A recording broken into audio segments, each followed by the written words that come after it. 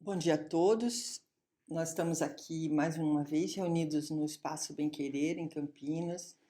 É um grupo de voluntários da Associação Semente de Amanhãs, desenvolvendo essa roda de conversa, que é um encontro que a gente vem fazendo aí há alguns anos já.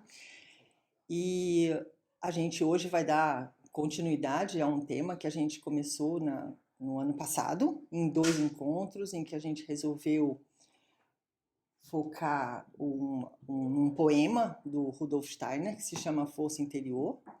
Então, hoje, dia 11 de fevereiro de 2026, a gente vai dar uma continuidade a esse trabalho, né?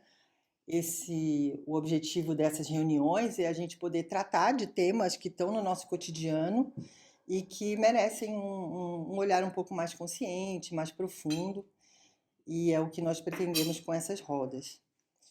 A gente sempre começa as nossas rodas lendo algum poema. E nessas últimas, e hoje vai ser assim também, a gente vai ler novamente o poema a que eu já me referi, que é o Força Interior.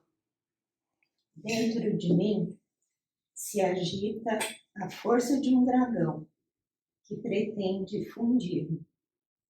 Não o vejo, mas sinto sua tendência de sucção descendente. Percebo também, em espírito, o arcanjo luminoso, cuja missão cósmica foi a de vencer o dragão. Concentro minha alma em sua radiante figura e deixo que sua luz me penetre. Com esse poema, a gente, no ano passado, né, a gente começou a falar dessa imagem do dragão e como é que ele se reveste de faces, ele se apresenta com faces diferentes. E naqueles 2 encontros que a gente já fez, a gente abordou mais algumas faces desse dragão que são mais visíveis e elas são mais.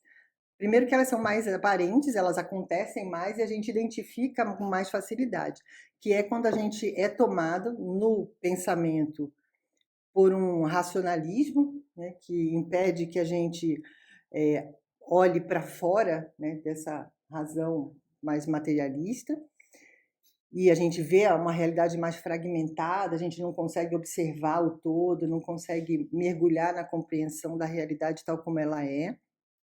E a gente falou também de uma face do dragão que afeta muito as nossas emoções, que é justamente esse pensar separado, né? Pensar separado da nossa essência, que é um materialismo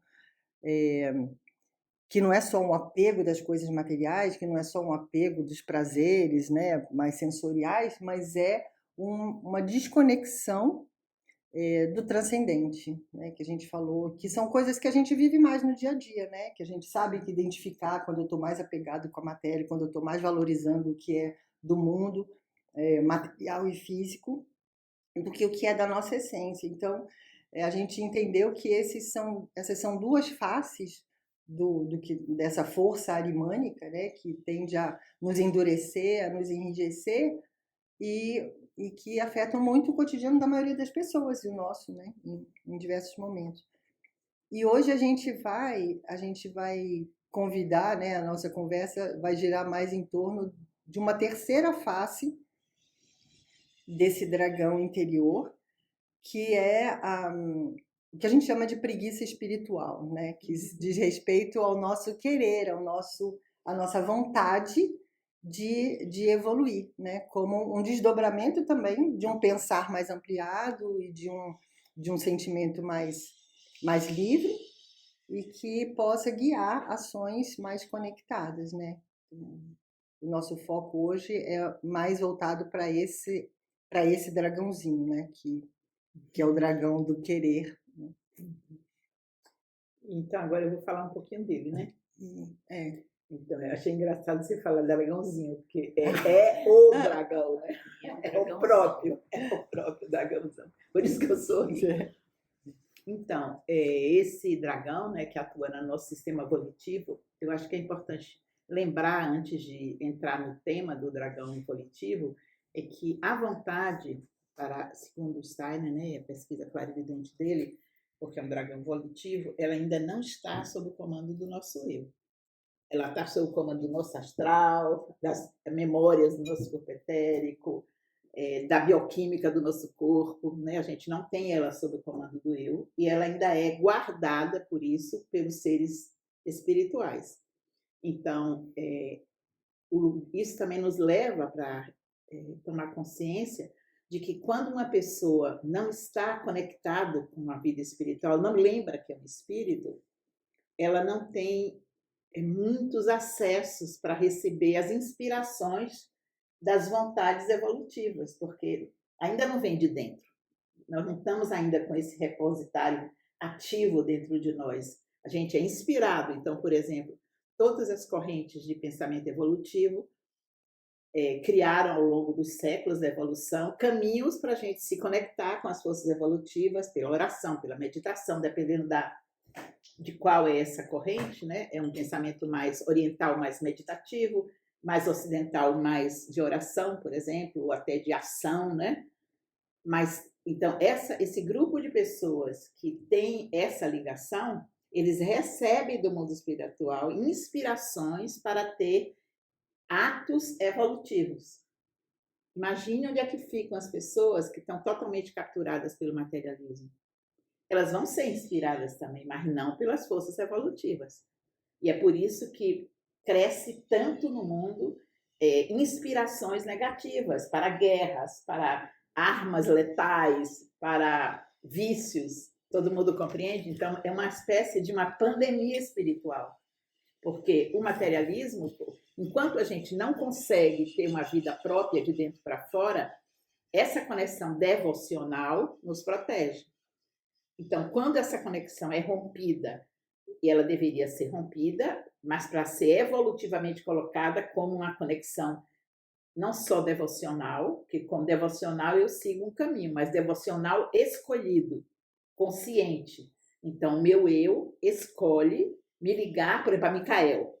Então, eu tenho um campo de proteção que me liga àquela força protetora. Agora, imagine como ficam as pessoas que romperam com a devoção e não botaram nada no lugar. Elas são inspiradas pelas forças contrárias, que aproveitam esse espaço sem dono, vamos imaginar, porque as forças evolutivas não vão impor-se a ninguém, vão esperar você cansar de sofrer e pedir ajuda. Então, é aí, por isso tem essa epidemia na Terra nesse momento, né? Atuando sobre a vontade. É uma vontade sem dono de consciência, mas ela é alugada, como ela não é ainda do eu, ela é alugada subconscientemente e inconscientemente pelas forças do materialismo. Então, as pessoas ficam tão inspiradas por essas forças que tomam como não, isso é eu que sinto.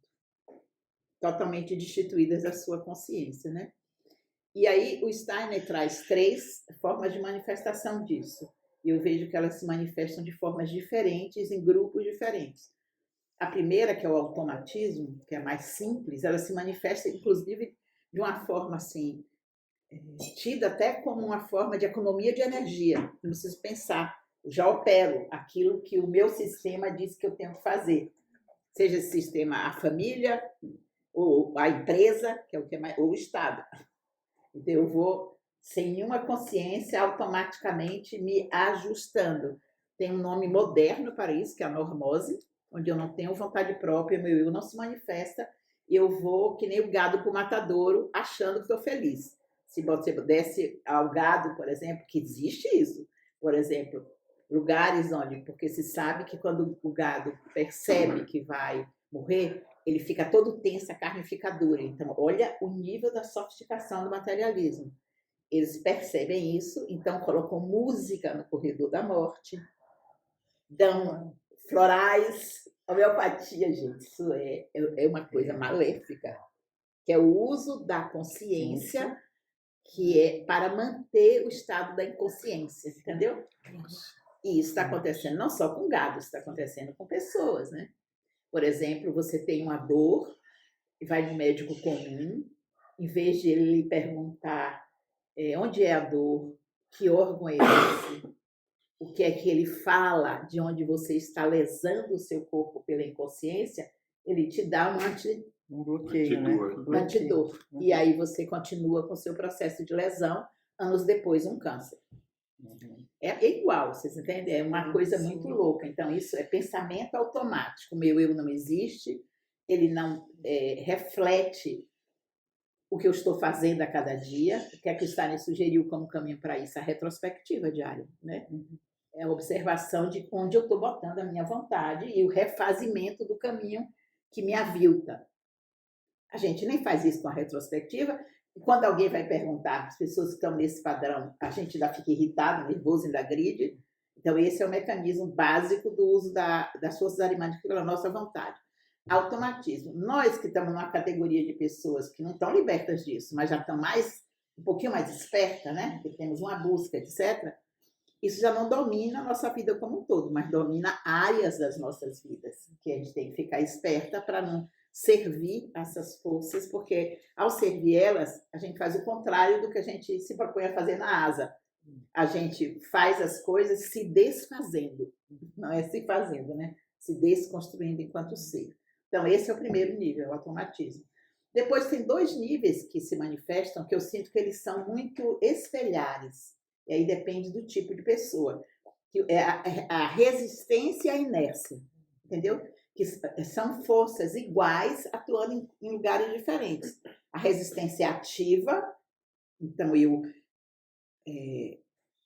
fico ativado no meu sistema nervoso para ir contra qualquer pessoa que me lembra que eu estou me desconstruindo, me desfazendo, me destruindo.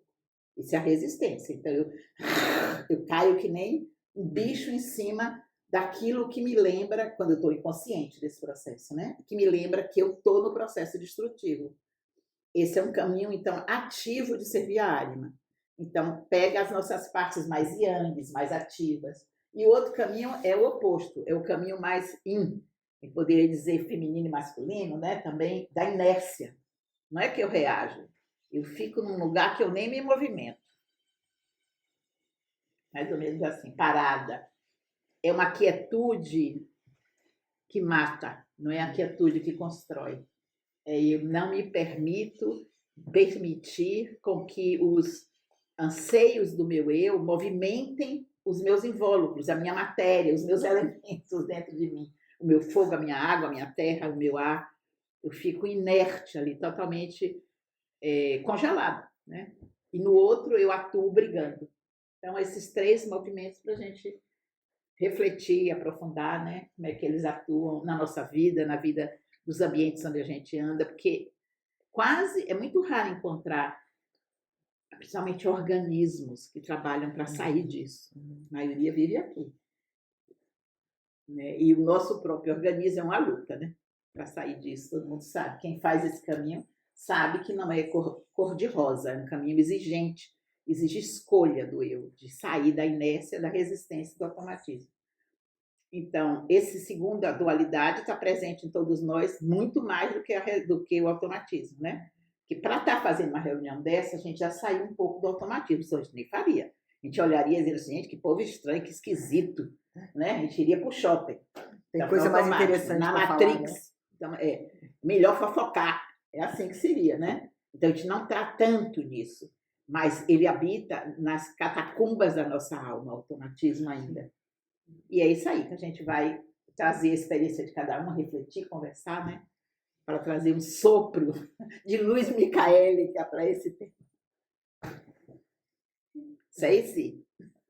Não, quando você falou da resistência e da inércia das pessoas não conscientes. Nós também, né? Porque nesse lugar é o lugar nosso inconsciente que a gente é igual a elas. Porque a diferença é que a gente entra em conflito depois e elas nem notam. Ah, então, é isso. Porque quando você falou da resistência, parece que é uma resistência ativa, né? Mas, por exemplo, no meu caso, eu tenho uma resistência que guarda. Eu sinto, aquilo vem, mas eu fico quieta para não criar. Mas você foi sempre assim? Não. Se você olhar, nenhum de nós. Provavelmente lá na sua juventude, essa resistência lhe tomava, você ficava falante, discursiva, reativa. O seu trabalho interior fez você agora dizer assim para essa resistência. Mesmo que você não diga com essa clareza, né? Mas você diga, eu sei quem é você, sinto muito. Você não vai me dominar, eu vou ficar te observando. E é um diálogo com o dragão. E quanto mais consciente for esse diálogo, mais ele recebe, porque eles também precisam dessa libertação. Quanto mais você disser que a brincadeira que eu faço com você, ó, brincar, mas é sério, pode baixar em outro terreno, não tem espaço aqui. Entendeu? Você tem que saber quem é e colocar o limite. E o que é que o Steiner fala? Quando a gente faz assim, o nosso eu chega e o dragão nos agradece. É como se ele... É aquela figura lá, tá vendo? Segurando o dragão pela coleira, num fiozinho. Que é você, não precisa brigar com o dragão, é você dizer para ele, obrigada pelo que você fez até agora por mim, eu agora já não preciso dessa força para evoluir. Porque ele também não é ali, ele não é um marginal, o dragão. Ele é uma força atuando a serviço da evolução de uma forma retardatária. Só isso que ele é. Você entende o que eu estou falando? Você agora contém o dragão. Já. Então, é lindo, né? Poder fazer isso. E foi uma experiência, ai, eu estou arrepiada, uma experiência muito bonita agora em janeiro. Lá em Veredas aconteceu, e quando você percebe e você agradece a situação que fez você acordar. Isso é ressurreição, não Eu falei, nossa senhora, né? Porque antes eu ficava, por exemplo, na palavra antiga, de mal da pessoa, né? Agora não, olha bem, de mal, o que ela estava fazendo? Dragão, eu te represento. Agora não, Agora eu é olho para a lindo, situação. né? Então, as situações no Vereda, para mim, foi... Divisor de águas, né? Foi bem... Mas situe um pouco, porque quem vai ouvir não sabe nada disso. É. Sabe que a Veredas é uma escola, então vai ficar louco. Não, porque a gente fez a ressacralização, ressacralizando a criança maravilhosa, né? Uhum. E no primeiro dia, a gente não conhecia muito o ambiente e tal. Então, ficou com as pessoas que estavam organizando o espaço. As pessoas de lá. Não, nós Não, mesmos, vocês entre mesmos. nós, entre nós que estávamos organizando. Aí as coisas não andavam. Aí, de repente, gente, vamos parar com isso. Vamos Você parar com tomou consciência? Não, outra colega. pessoa. Vamos parar com isso que não está dando certo. Vamos orar, vamos harmonizar. Que lindo, não, gente? Aí a gente É o sentou, futuro. demos as mãos, fechamos os olhos, fez uma oração, respiramos e harmonizamos. Depois as coisas foram indo. Mas quando estava... Aquilo ia, mas depois que a gente fez isso, falei, gente, que bom que essa pessoa Acordou na gente isso. Então foi... Aí da segunda vez... Já não teve mais, né? Mas a primeira vez... E como a gente não é anjo, até que a gente supere os dragões arimânicos, vai acontecer isso. E o ideal é que alguém que não foi pego, geralmente é assim, quem é que não é pego? É aquele que aquele tema está mais trabalhado. Então, ele vai ter o papel de lembrar, né? E aí, se o grupo já sabe de tudo isso, acontece isso. Num grupo que as pessoas não sabem de tudo isso, o que é que elas fazem? Brigam. Ah, tá metida, tá querendo mandar, não sei o quê. Não, porque as coisas, sabe, não dava, porque uma queria aqui, outra queria lá, não sei o quê. Que experiência linda, né? Foi uma experiência, para mim foi uma experiência assim, Divisor de águas, né? foi. Também tenho uma experiência para compartilhar do dragão. É recente, inclusive. Eu percebi que eu estava dragão quando eu vi que estava queimando a outra pessoa, né? Que a outra pessoa reagiu, aí eu reagi também. E eu fui perceber o que tinha por detrás na retrospectiva. Que eu fui olhando ponto a ponto, observando, e falei, nossa, tem uma dor, na verdade, que causou tudo isso. E você ou no Em outro? mim. Uhum. E no outro também, eu vi, porque ele também estava reagiu. reagindo de algum outro lugar. E quando eu percebi essa dor, nossa, assim, eu acho que entendi muita coisa. Você sentiu o quê? Seu rosto já nos disse, Já. mas dê nome para isso. Vocês viram a mudança? Incrível, né? Dê um nome para esse sentimento que você está agora em contato. De compaixão. É isso aí. É o que cura a infecção arimânica, é a compaixão. Porque vem amor e ele não sabe amar, ele estremece, mas recebe aquele impacto e ele também faz a ressurreição. E aí agora eu fico imaginando como que eu posso também, porque a outra pessoa não é trabalhada, né? Ainda não fez esse processo. Então, como que. Agora a minha pergunta é: como que eu consigo também estar nesse lugar, né? E essa ferida, né, também, desse fogo que eu acabei, desse dragão que eu soltei, que eu possa, assim, ajudá-la a curar um pouquinho. Você conseguiu deixar esse sentimento que você nos trouxe, que veio depois, chegar até essa pessoa? Ainda não. Então, o que é que você acha que é? Olha, veio o dragão, veio a reação e depois veio o seu trabalho. Sim. Essa pessoa não pegou essa parte. Você precisa fazer isso chegar até ela. Né? Dependendo do nível de reação que tiver, é melhor mandar primeiro pelo invisível, pedir ao anjo para mandar, fazer 7 dias de oração. A gente já sabe de tudo isso, né? 7 dias irradiando. E depois isso já vai atuar sobre a pessoa. E a vida vai criar uma oportunidade. E aí você vai olhar com esses olhos que você olhou para a gente.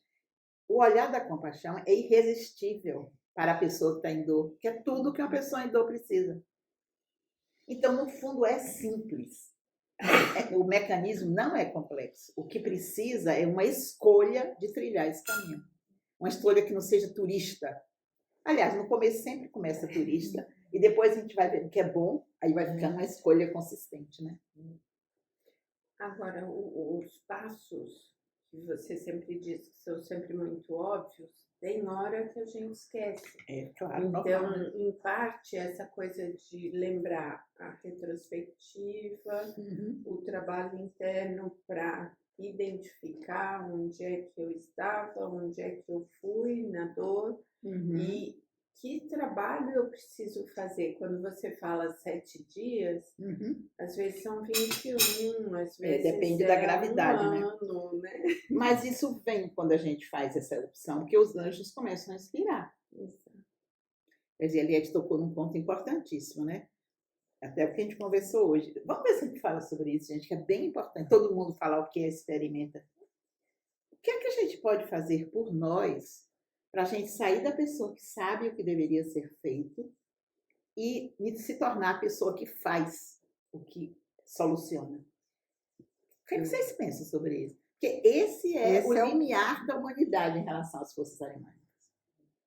E esse é o ponto do dragão volitivo, né? Quando eu acho que já estou fazendo, mas paro num ponto que... Quando a dor chega, eu já sei, já sinto vontade. Quando o outro faz, eu já vejo, né? Tem essas escaladas, né? Mas quando é a minha vez, eu me rendo a ele e fico lá de 4 pro dragão. O que é que pode tirar a gente desse lugar? Cada um talvez pensar na sua experiência, o que é que foi, porque tem fenomenologia isso. Eu sinto que a conexão com o eu é um passo fundamental. Esse trabalho diário de buscar a conexão com o eu, porque o eu presente já Ele já traz, né?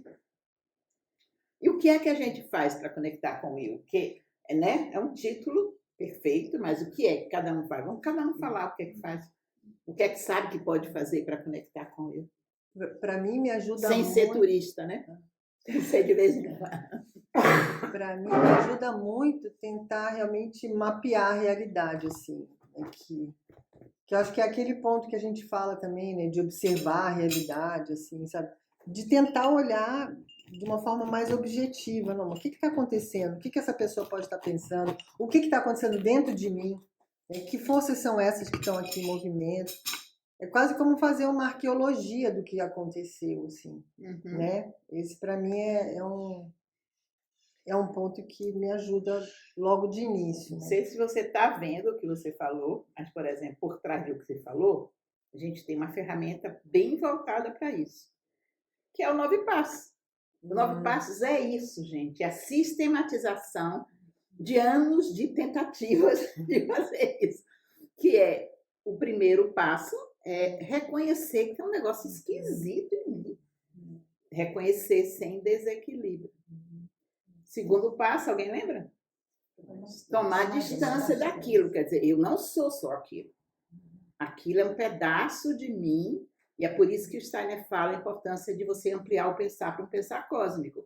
Porque se você tiver um pensar materialista, você está identificada, você não sabe que você não é só aquilo. Você vive assim, essa é a parte de mim agora que está aqui. Mas o segundo passo, então, tomar distância não, isso é uma memória. Que memória é essa? Vem das minhas outras vidas? Vem de algum trauma dessa vida? Vem do meu sistema? Se você tiver todos esses recursos, que é o que a gente trabalha, né, na matriz, principalmente, é ampliação do primeiro ano, ampliação da consciência, aí eu posso olhar para aquilo de fora. Então, já reconheci que estou desequilíbrio, já tomei distância, aí eu tenho ar para respirar. E aí segue, não sei se cabe a gente falar aqui a sequência desse processo de libertação, citar rapidamente. Então, porque para quem está ouvindo, procure os 9 passos, porque é um treinamento desse trabalho. Durante um ano, um treinamento, né? Então, reconhecer esse desequilíbrio, tomar distância. O terceiro, então, eu vou me contextualizar a situação, quer dizer, que essa resposta a essa pergunta, pesquisador espiritual. De onde vem? Eu conheço esse padrão, onde ele começou? Ele vem da linhagem da mãe, da linhagem do pai, não vem de lugar nenhum, então será que vem de mim como espírito? Contextualizar, porque se você não ampliar a visão, o espaço, onde aquele ponto acontece, você não terá a possibilidade de sair dele. Quando a gente amplia, você está criando rotas de saída. Que aí, a minha mãe, minha avó fazia isso. Então, o que aconteceu com a minha avó? Pronto, você já pega o fio. Estamos juntos? Então, contextualizar, depois, fruto do processo de contextualizar, você vai fazer o 4º passo, que é desidentificar. É um processo orgânico. Eu vou localizando e digo, ali vem daquela linhagem, eu absorvi quando criança, sem nem saber que estava absorvendo, mas eu não sou mais criança. A minha criança tem aquilo, mas eu não tenho. Aí começa o diálogo da voz. 4º passo, desidentificar. Depois, o 5º passo deixa eu me lembrar agora qual é. Acho que é reconhecer o sentido e o significado. Veja se é esse mesmo. O 5º, o sentido e o significado, quer dizer, e para que isso apareceu na minha vida? Qual é o propósito? Então, propósito eu. Começo a atuar, intenções pré-natais começam a vir. O 5º, né? Veja se é o 5º mesmo, porque às vezes eu troco, né? Trocou de um ano para o outro, mas eu lembro que era o 5º. Nas últimas. Propósito é o 5º, 6º, sentido. Propósito, então, 6º, sentido e significado, quer dizer, o propósito é esse. Mas que sentido tem eu encontrar com isso agora, nessa idade, nesse momento? E aí é entender, olhar os espelhamentos, a idade, o que aconteceu na idade que espelha esse. Isso vem para eu dar um salto, me libertar desse karma, todo esse raciocínio, né, de sentido e significado para eu ter saídas para o nó, né? Depois aí nós estamos já no 6º e 7º. Isso, o 7º é o 5 consciencial. Agora o 7º, né? 5 consciencial, que é trabalhar as resistências, Virada, que é né? Arima, no pedaço, né? Quer dizer, tudo bem, entendi tudo isso, e aí o que acontece quando a gente entende tudo isso? A parte que não entende faz pum, pula e diz, você entendeu, mas você só entendeu, você não vai sair daqui. E aí vem aquelas emoções contrárias. Então, trabalhar todos esses sentimentos contrários, etc. O 5 consciencial, agradecer agora, né? Agradecer, reconhecer, agradecer e honrar o que eu vim fazer na Terra. Quer dizer, então, depois que eu saio dessa arapuca, que você é uma arapuca, arimânica ou luciférica, aí eu vou poder dizer assim, gente, olha, eu vim fazer isso. Eu preciso agradecer, honrar todos que me construíram, agradecer ter recebido esses dons. Quais foram os dons que eu recebi? E honrar eles com comportamentos novos. E cultivar, então, os comportamentos novos. E o último, então, seria servir para vir a ser, que é botar a vontade. Eu já compreendi, já reciclei. Então, voltando, porque a gente foi longe, né? Nós estamos falando sobre como sair desse lugar onde eu sei e não faço. Então, a gente tem uma ferramenta bem operacional para isso. É uma delas, mas ela sozinha não resolve, né? Então, vamos conversar mais. Como é que vocês sentem um pouco essa ferramenta? Se vocês usam, se não usam? E olha que interessante. É no passo 7, quer dizer, não é de cara, é no passo 7 que chega o tema principal da conversa de hoje. Né? Antes de tudo isso fofar o terreno. Tudo isso é fofar. Desde começar no reconhecer. Né? Lá atrás. E no reconhecer, o que acontece? A gente sai das mãos do ego. Porque aí você olha para a situação do alto da montanha. Então o ego vai ficando pequenininho. Enquanto a gente não reconhece, vocês já viram? Quando a gente está identificado, a gente é capaz de brigar com uma pessoa que a gente ama. Porque a gente não teria como enfrentar o 7º, a resistência, sem a consciência sem esse afofamento. do que fez antes de se reconhecer. É um pronto-socorro, entendeu? Que acontece até o 7º. Pronto-socorro da alma para ela poder... Os olhos estão cheios de remela, tudo fechado, e a gente está brigando. Para mim, assim, se reconhecer é ser muito... eu já não estou mais aguentando essa situação, eu quero mudar, não quero mais estar assim, sabe? Assim, é um lugar assim que já resistiu tanto, que já está cansado. Um aspecto que a Patrícia colocou quando contou o exemplo dela foi: na retrospectiva eu entendi. Então, acho que esse é um passo importante. Super. Né? De verdade. E tem tudo a ver com aquela coisa de... Primeiro era o conflito com o outro, né? Tava fora de mim, né? Não tinha controle nenhum, era mais, né? Problema lá fora. E aí sai, né? Você vai afunilando e entrando, né? Olha, aquela coisa muito importante que você falou, esse passo, a gente vai trabalhar isso um dia desse, né? Que é a sequência da crise, né? Que é onde a gente olha o papel de Lúcifer, a gente está primeiro trabalhando o Ariel, depois Lúcifer, depois a gente vai ver os dois trabalhando juntos. Esse lugar, que de não é comigo, é com o outro, é a atuação de Lúcifer. Ele nega. O espelho está na minha frente. Um dia a gente vai, depois de terminar, a gente fez Ariel primeiro, porque ele é epidêmico, né? Mas depois a gente vai fazer o próximo, né? Lúcifer. A negação, quer dizer, não é comigo, é o outro. Eu estou nos braços de Lúcifer, então eu crio uma ilusão de que não é comigo. Olha o silêncio que fez, vocês viram? Porque essa frase é crônica hoje em dia, não é comigo, é com o outro. Que vai desde é o outro, quem está do meu lado, até quem está morrendo de fome, não é comigo. Eu tenho para comer, os outros que se virem, entendeu? Vai desde o pessoal até o social. E é impressionante como isso é com tudo, né? Com tudo mesmo, assim. Eu vivendo agora essa situação, né? Com a minha mãe doente, fico pensando, nossa, o que é dela está sendo feito. E o que é meu, né? Quais são as reações de cada um? Porque chega uma hora que você fala, não, qualquer coisa que eu faça não vai mudar certa condição que a pessoa tem. Então, isso é dela, é do trajeto dela. E o mais importante é o que eu faço com o que vem para mim, né? Quero dizer isso. Acorda em mim na situação dela, né? Isso, Só quis falar isso porque às vezes a gente fica pensando que é só numa coisa de uma reatividade muito grande a alguma situação que me provoca um enfrentamento. Sim, mas não pode ser né? da forma passiva. A gente está o tempo todo tendo que lidar com a urgência de compreender que o que importa é o que está dentro, né? O que chega para mim, como chega para mim. A reatividade, vê se você concorda com isso, a reatividade ainda é mais visível. Sim. Quando tem algum de nós, a gente já passou por várias situações, né? Porque o que faz com que a gente reaja assim é a novidade do que está chegando para aquele sistema. Se aquilo não foi tratado, a primeira resposta é reação ou adaptação, né? Que seria cair no automatismo, não vejo nada, vou vivendo. Mas se o sistema já despertou, não tem jeito de não ter uma reação. Então, é o mais comum. E por isso é mais difícil isso. O outro é a inércia, que é o que você está dizendo. Eu não estou reagindo, não tem nada porque eu estou brigando, mas também, o que seria para eu fazer de luz aqui que eu não estou fazendo? Exatamente. Como é uma filha assistir espiritualmente a passagem da mãe e sair da ilusão que isso é fazer coisas práticas externas?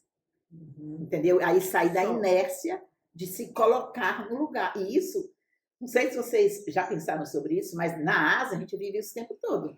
Quer dizer, como é que eu saio da inércia de pensar qual seria a minha contribuição nesse lugar que eu estou, já que eu escolhi ser membro de uma associação que é a semente, planta sementes de amanhã. Quer dizer, qual é a inércia que eu vim vencer? A gente já não briga, mas a gente ainda fica na inércia de fazer só o que é pedido. Por isso que eu fiquei tão feliz quando você mandou o cartaz ontem. Eu disse, ai, que alegria, iniciativas. Sem ninguém fala. Eu estou aqui com algo nascendo de pensamento que eu ainda não consigo organizar, mas então vou pensar alto. Sim. Vamos ver se a gente se ajuda. Vocês me ajudam. Oh, isso é sair da inércia. Eu ainda não sei o que é, mas eu sinto, eu não preciso ser perfeito, então eu trago a semente e deixo ela borbulhar, todo mundo ajuda a nascer. Me vem um sentimento, um pensamento, no sentido assim, eu estou tão ocupado comigo, e aí o comigo não sou eu como espírito, eu como um ser eterno. Sim. O eu é só o corpo. Então não é eu.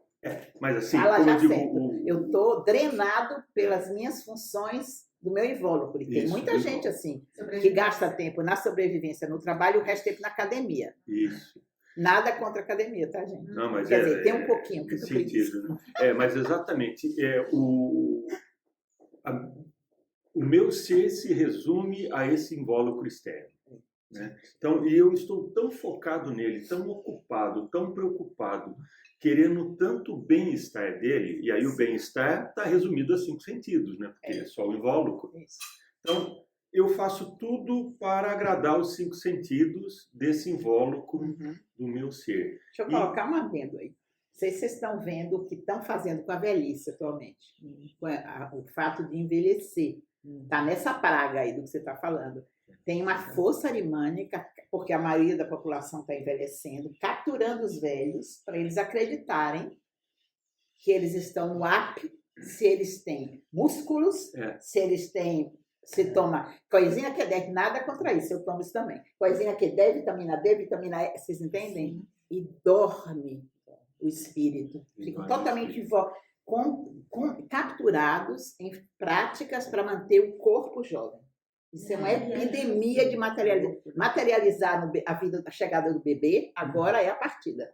E é justamente o momento de fazer esse retorno, né? De recolher o material para poder voltar. Então, gente, nós três de cabelo branco aqui temos... Tem mais E gente de cabelo branco. O cinza aqui, pelo menos. Temos uma tarefa. Porque o que tem de gente velha morrendo mal porque faz isso que você está fazendo, foi capturado pela indústria, isso é uma indústria, gente, para ganhar dinheiro, para cuidar só do invólucro físico. Ou então do lazer. Não, você vê aí tanto propaganda sobre aos 65 anos criar um corpo musculoso, quer dizer, está completamente fora do processo biológico, isso era aos 20, né? Agora criar.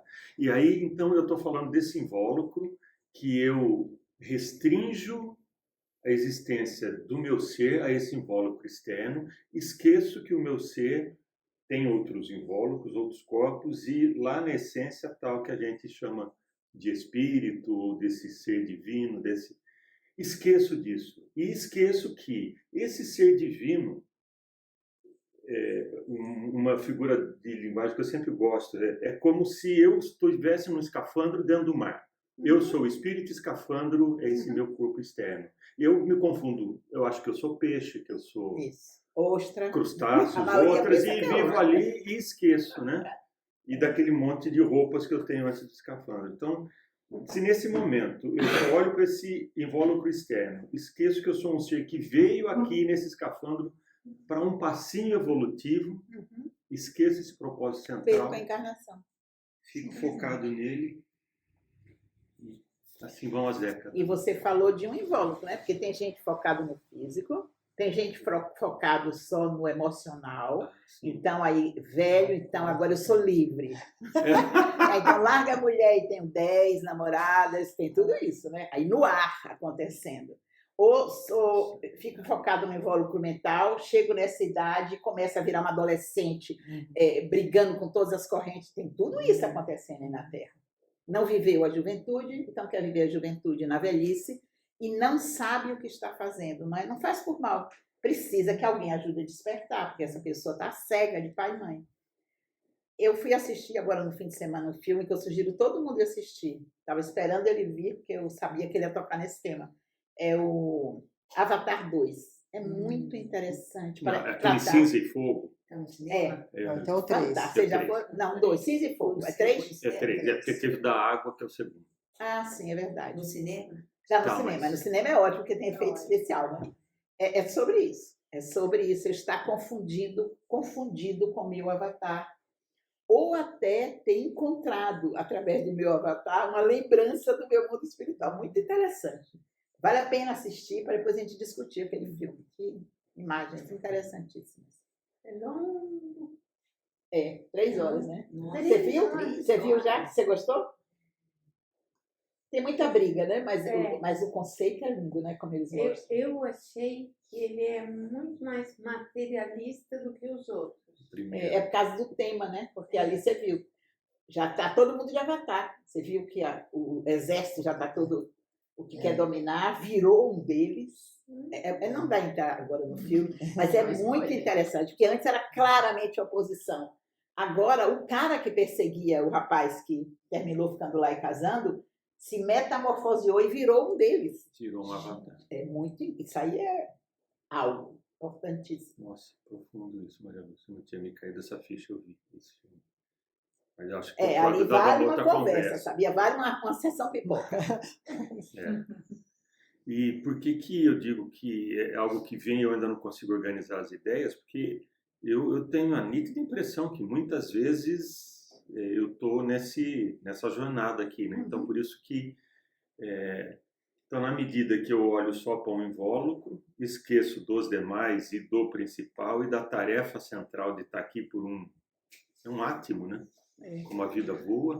Então, vou te dar uma boa notícia. Você vai fazer o estágio do segundo ano? Vai continuar o estágio? Estou em dúvida. Está em dúvida. Então, bem, se você for, esse é o tema do segundo ano, que é que eu vim fazer aqui. Acho que acabou a dúvida. É o que eu vim fazer aqui. E colocar as ferramentas para eu me separar dos invólucros e poder fazer de verdade a pergunta que reorienta o que é que eu vim fazer aqui como espírito? Porque senão a gente se distrai brincando de várias coisas, né? Exatamente. E a vida é muito boa nisso, né? Esse é o muitos tema. atrativos para tudo isso. Então, eu acho que a gente está falando muito do processo interno. Eu sinto que é fundamental a egrégora. Bingo! Sozinho. É o segundo passo, porque sozinho a gente não faz quase nada, né? Não. A gente é tragado sozinho, não é?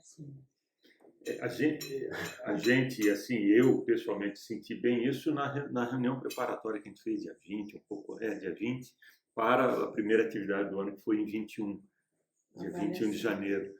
Não, que foi lá na eu estava escola. dormindo e acordei, né? Tão gostoso. Eu senti isso nitidamente. Nossa, como é bom estar junto, como é bom falar disso, como é bom fazer isso, voltar a isso, porque é uma disputa o tempo todo, né? O tempo todo. Até E é por isso que quem tem tá juízo vive a egrégora, né? Quem quer evoluir tem juízo, porque você sozinho, você fica o tempo todo maniatado. E não tem parâmetro. A gente, cada vez que vem sexta-feira, faz isso, né? Ou que vem na terça-feira fazer o trabalho, gente, eu estava despertada. Isso é bem importante, né? E só sabe quem faz, né? Porque quem não faz nem acredita que existe esse efeito. Efeito egrégora. Que incrível. E é aí que eles trabalham, né? Você não sabe, você não acredita nesse pessoal, está ficando fanático, está virando religião. Acho que o que é importante é você encontrar os lugares onde você atua com alguém com um propósito voltado para onde você está, né? E segundo Steiner, essa é a nova religião que vai surgir, né? Por isso que a pessoa olha com um jeito meio crítico, está virando religião, porque não está entendendo, que é o encontro humano, que ele falou. Os sacramentos serão substituídos por encontros humanos. No egrégor, o que é que acontece? A gente tem o tempo todo encontros que nos desvelam. O tempo todo. Porque uma egrégora é um conjunto de pessoas que são atraídos para o mesmo patamar de consciência, né? Então, é como se fosse, a gente fica o tempo todo tirando a catarata dos olhos, de todos nós. Cada um vai tirando a catarata um pouquinho do olho do outro, porque cada um está trabalhando num aspecto que os karmas são diferentes, mas são convergentes. Então, conviver é uma opção, né? Uma escolha. Quem não faz essa escolha lentifica o seu processo. E aí começa a olhar isso como esquisito, né? Termina se desligando. E o sentimento que vem para mim é que essa luta do dragão, quer dizer, sou eu me colocando na luta entre o dragão e Micael, né, a força de Micael, né, porque aqui está a saída, o lado de Micael, e o lado do dragão é o que me puxa nessa força descendente. Ele me traz para a terra, ele me puxa. E Micael puxa para cima, para a luz. Puxa para cima. E é justamente essa série de dualidades, né? Do corpo físico e dos invólucros e do eu. Dos invólucros e do eu. Os invólucros querendo que você pense que você é só eles. Isso. Que eu sou o escafandro, que eu estou ali. Que aí você já está peixinho. na mão das forças retardatárias, que não tem o eu, né?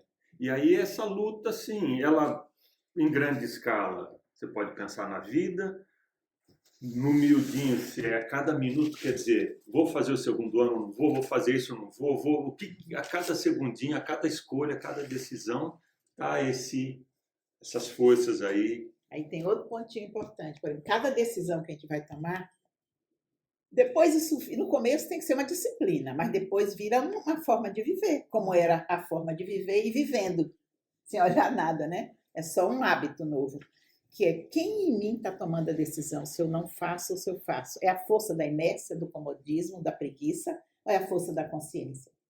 Entendeu? A saída é eu olhar os bastidores das minhas escolhas. Porque lembra, a vontade não está ainda na consciência. A vontade ou está sendo inspirada pelo anjo, o anjo de Deus que serve ao Criador, ou o anjo decaído. Não tem chance, ou um ou outro. Então, se eu não olho o que está por trás das minhas escolhas, foi aquela conversa última, estou sentindo preguiça de vir, você não vai olhar que força é essa? Não, nada a dizer, porque tem que ser uma opção livre da pessoa olhar. Mas se eu não olho, eu vou cair. Não, gente, isso não depende da pessoa. Isso é importante para a gente não ficar olhando as pessoas que fazem isso com o olho mau. Porque isso é um arquétipo. Quem não olha o que está fazendo fará a vontade das forças retardatárias. Ponto. Isso. Porque é o eu que pode olhar e dizer, aqui está encabelado. Mesmo que você não queira dar o próximo passo, ou que demore, não importa. Você só vai gerar um conflito enorme e também o tempo que você vai demorar, Deus não reclama disso. Você pode ser o último a voltar. O ruim é você negar seu eu, né? Porque aí você vai virar, se você já sabe, não faz, começa a ter angústia, ficar doente.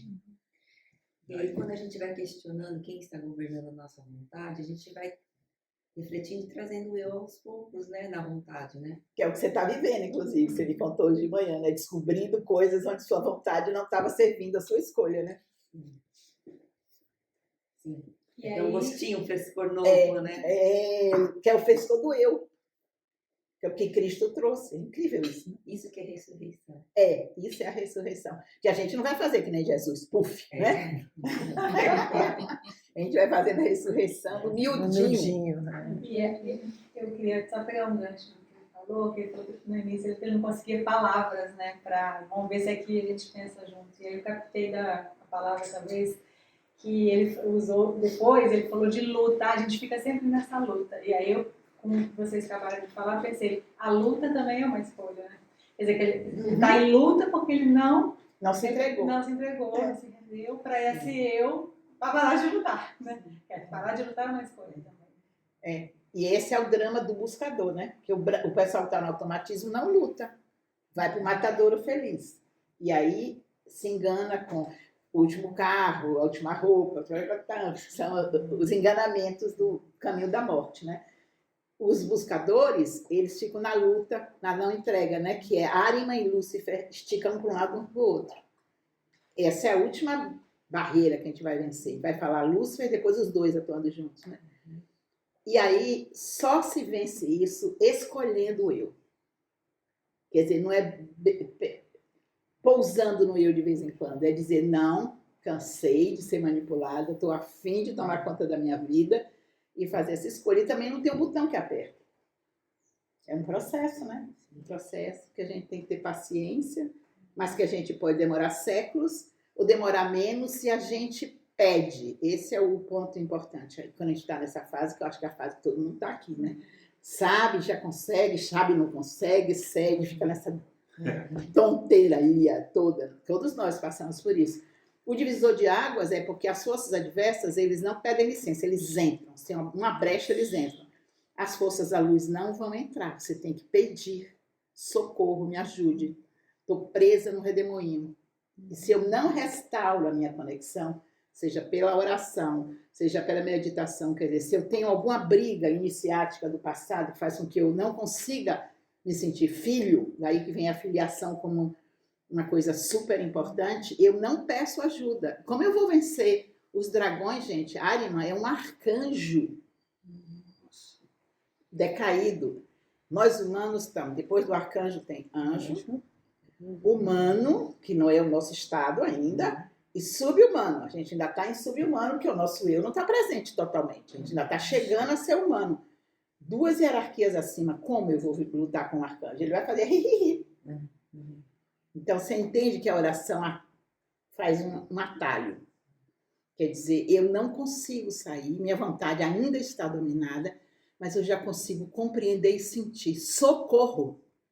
Aí o que a Steiner fala, cada movimento que a gente faz nessa direção, na noite principalmente, os arcanjos recebem e transformam em força moral para você acordar com aquela... Já viram que tem dias que a gente faz esse processo e acorda inteiro, assim? Como estava ontem aqui na reunião, a gente acordou. Não foi de noite, acordou com a conversa. Parece que a força ígnea do eu está presente. Aí você tem força para lutar. Mas se a gente não faz esse caminho, dizendo, não, é religião, eu não gosto, você está jogando fora a força que lhe auxiliaria. Então você fica patinando. Também é uma escolha. Quando cansar de patinar, vai descobrir isso e vai. As coisas que você vai falando vão costurando, né? Gente, é para isso que a gente faz isso, né? Costura. Para costurar. É aulão de síntese da matriz. E veio até se reparar, a gente falou de tudo, né? Que lindo, né? Tudo que a gente viu na matriz de 9 passos. Junta tudo, é uma o costura. uso coerente da palavra coragem, né? Ai, que imagem linda essa. Um coração que pode age. falar coragem, tem coragem, mas pode ser para as forças adversas. E como tem E gente aí com coragem para pensar que é inédito, aí começa, né, a querer ser inédito na repetição. Vai criando para mim aquele espantalho, penduricalho, assim. Só cresço na horizontal, não cresço na vertical. Que tema palpitante, não? Que tema. É que chegou no volitivo, né? Que acho que é. E exatamente era o ponto que estava começando a entrar aqui. Porque se a gente está falando de coisas reais, que cada um de nós vive, e tem agora, mas ele ainda é um conceito, é uma ideia que a gente está falando, né? Agora, como é que eu faço? Daqui a alguns minutos a gente vai sair por essa porta e eu tenho N escolhas para dar até a hora do almoço. A primeira coisa que eu vou fazer é colocar o nome para no celular.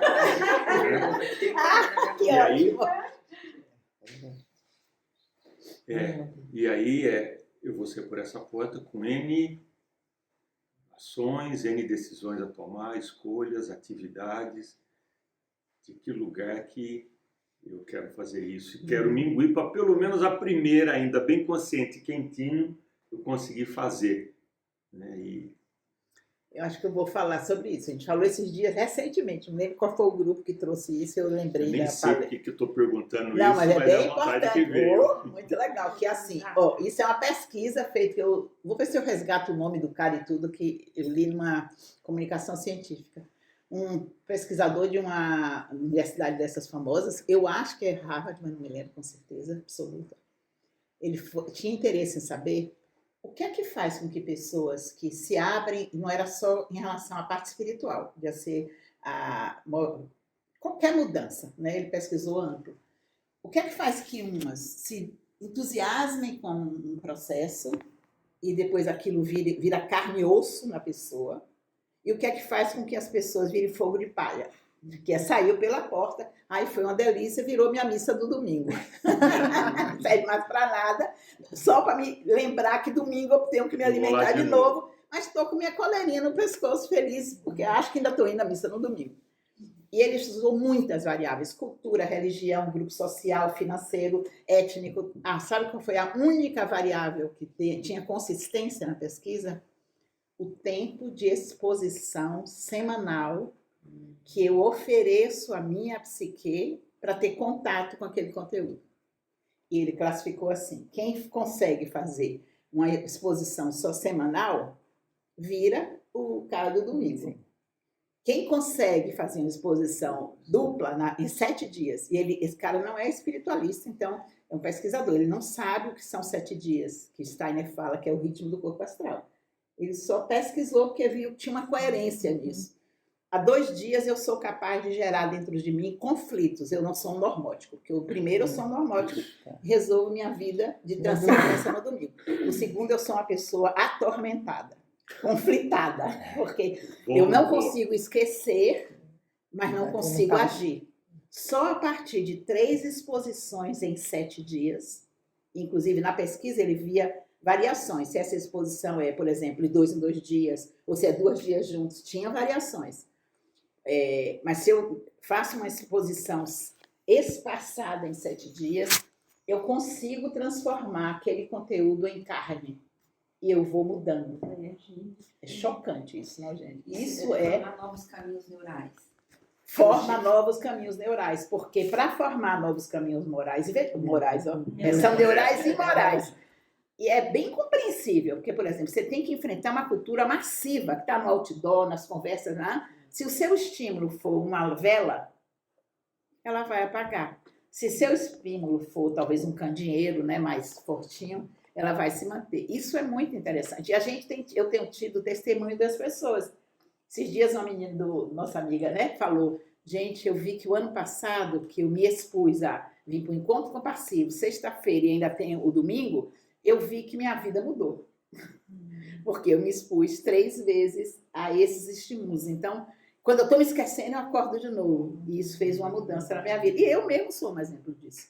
Como eu me expus a esse estímulo, né? Porque eu tenho que olhar cada coisa que está acontecendo. Eu que ganhei, né? Fui ficando mais consistente. Então, você tem essa dica aí. Você que vai escolher quantas vezes. Ah, não, ainda tinha isso. Ela fazia o estágio também. Então, ela contou que ela estava exposta. De preferência diariamente, né? Hã? De preferência diariamente. Mesmo que seja em casa, dentro, de fazer uma meditação, né? Fazer uma meditação, não. Isso me vem. Vou falar a mesma coisa, mas eu vou puxar um outro gancho. Sim, claro. Porque me veio no início da nossa conversa querer falar que hoje a gente está trazendo uma filosofia muito voltada para o corpo. Mas, assim, no sentido bom, né? De ancorar, né? Trazer raiz, a gente fala, né? De mentalizar, trazer para o corpo as sensações, né? De você não é mais conversas assim, tipo falar de emoção, mas o que você está sentindo, onde está no seu corpo guardado. E que isso é uma tendência agora da somática, né? Desse desenvolvimento mental. E me veio pensar que essa pesquisa aí também está um pouco nessa linha, porque está querendo trazer para o cérebro, né, as conexões neurais e tudo, né? Que é no corpo também. Que é também no corpo. E aí, eu anotei aqui, só para poder dar o gancho, que acho que tem a ver com essa coisa do desenvolvimento espiritual também ser um hábito.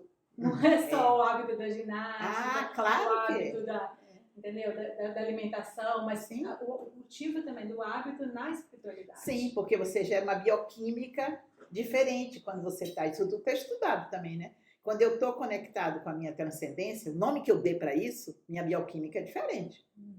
Entendeu? Quando eu estou conectado com a minha raiva, minha bioquímica é diferente, com a minha tristeza.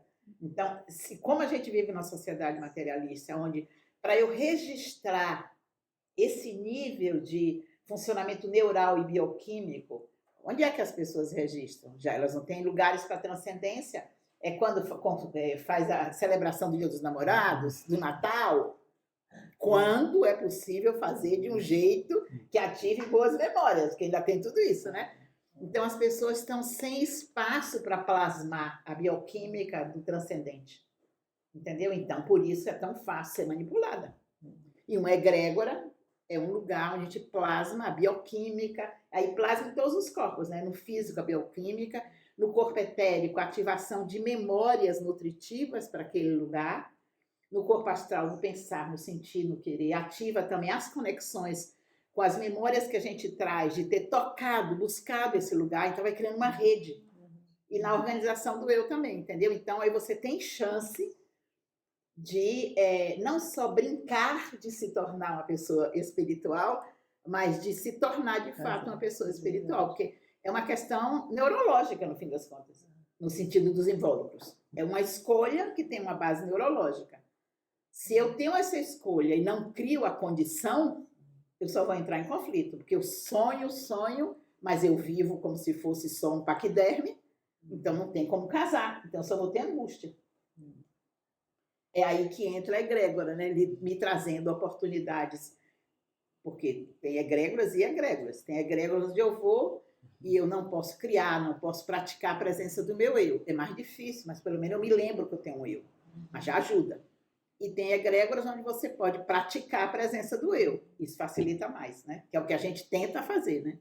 Com todas as dificuldades trazidas pelas próprias pessoas que não querem criar, querem só engessar. É isso que a Monique falou, acho que talvez seja até um bom fechamento, né? Porque Tá na hora quase já? uma hora. Pô, passou rápido. Que eu acho que volta bem para o que é a questão da face que a gente olhar, né? Que é essa coisa da preguiça espiritual, que assim, vira um termo também que pode ser esvaziado, né? Se a gente não torna um hábito pensar sobre isso, né? E agir mais, né? Porque pensar mais. também não chega. Pensar eu queria dizer refletir, né? É. Usei o termo errado.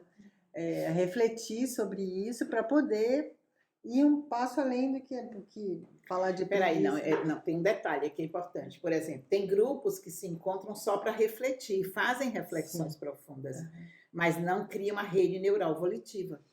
Entendi. Entendeu? Tem que pensar, tem que sentir. E por que a gente fala? Não tem quarto ano de matriz, tem ação voluntária para agir.